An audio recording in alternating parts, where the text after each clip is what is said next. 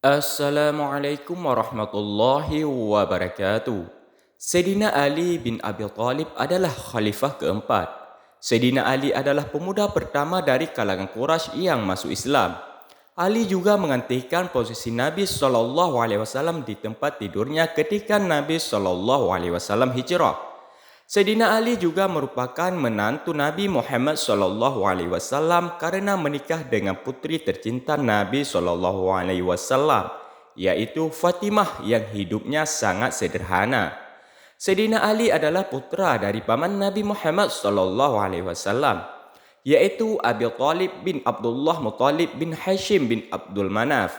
Sedangkan ibunya bernama Fatimah binti Aswad bin Hashim bin Qusay bin Kilab. Ali memiliki beberapa saudara yang lebih tua darinya, yaitu Thalib, Aqil, dan Ja'far. Dan dua saudara perempuan, Ummu Hani' dan Jumana. Sebagian ulama berpendapat bahawa Ali bin Abi Thalib lahir pada tahun ke-10 sebelum Nabi Muhammad SAW memulai kenabiannya atau sekitar tahun 599 atau 600 Masehi. Saat lahir, Ali bin Abi Thalib sebenarnya bernama Haidar bin Abu Thalib yang artinya singa dari keluarga Abu Thalib. Namun Nabi SAW tidak menyukai nama tersebut dan beliau Nabi SAW memanggilnya dengan nama Ali yang artinya tinggi. Ali bin Abi Thalib seorang laki-laki berkulit sawo matang. Bola matanya besar dan agak kemerahan. Untuk ukuran Arab, beliau termasuk pendek. Tidak tinggi dan berjenggot lebat. Dada dan bahunya berwarna putih. Rambut di dadanya dan bahunya cukup tebal. Wajahnya tampan, giginya rapi dan langkahnya ringan. Dalam sebuah hadis, Nabi SAW bersabda, Abu Bakar di surga, Umar di surga, Utsman di surga, Ali di surga, Talhah di surga, Az-Zubair di surga, Sa'ad bin Abi Waqqas di surga, Sa'id bin Zaid di surga, Abdurrahman bin Auf di surga, Abu Ubaidah bin Al-Jarrah di surga. Diriwayatkan oleh At-Tirmizi dan disahkan oleh Syekh Albani. Pada saat perang Khaybar, Rasulullah ingin memberikan bendera komando perang kepada seseorang. Diriwayatkan dari Su'ail bin Sa'adi, Rasulullah SAW bersabda, "Demi Allah, besok aku akan memberikan bendera ini kepada salah satu orang yang mencintai Allah dan Rasulnya, dan dia dicintai oleh Allah dan Rasulnya.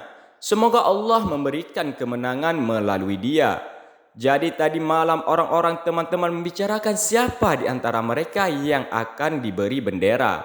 Keesokan harinya, para sahabat datang kepada Nabi.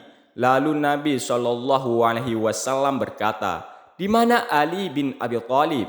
Dijawab, "Kedua matanya sakit." Nabi memerintahkan, "Panggil dan bawa dia ke sini."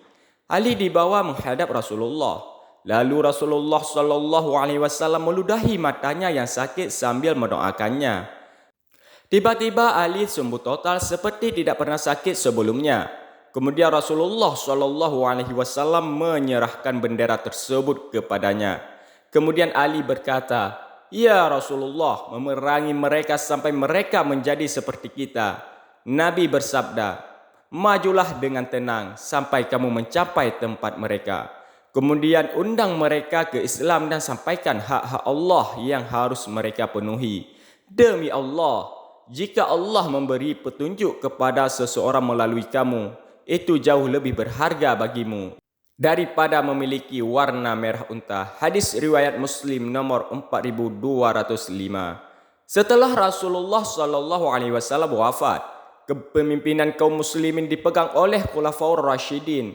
Setelah terbunuhnya Khalifah Utsman bin Affan, orang-orang Arab kemudian meminta dan berjanji setia kepada Ali bin Abi Thalib untuk menjadi pemimpin mereka.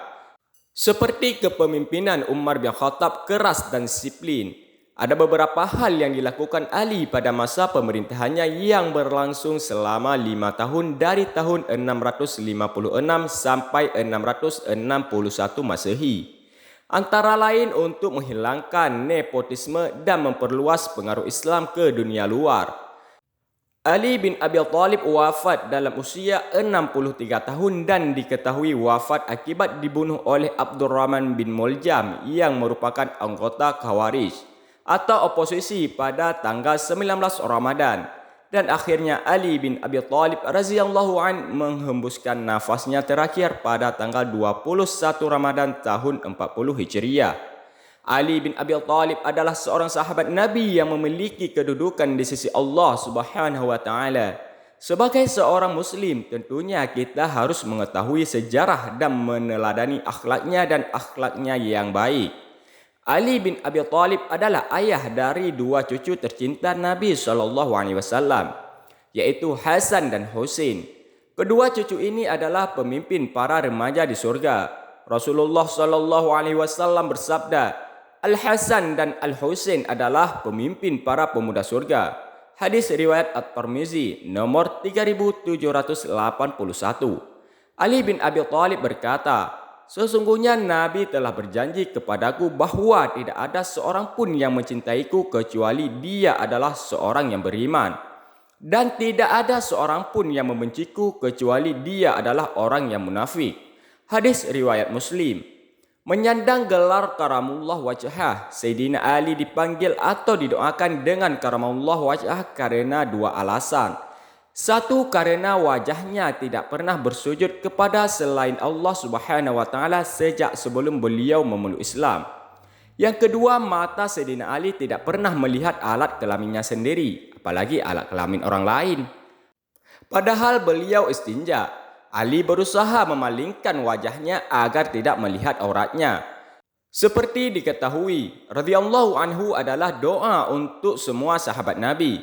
Karamallahu wajhah adalah doa khusus untuk Sayyidina Ali karena dia belum pernah melihat jenis kelaminnya sendiri. Para sahabat lainnya juga memiliki ciri khas sendiri. Abu Bakar disebut As-Siddiq, Umar bin Khattab disebut Al-Faruq, sedangkan Sayyidina Utsman disebut Zunnurain.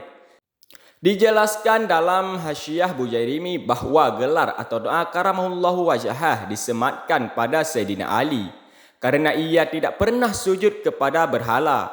Begitu juga dengan keislamannya ketika masih muda. Wallahu a'lam bishawab.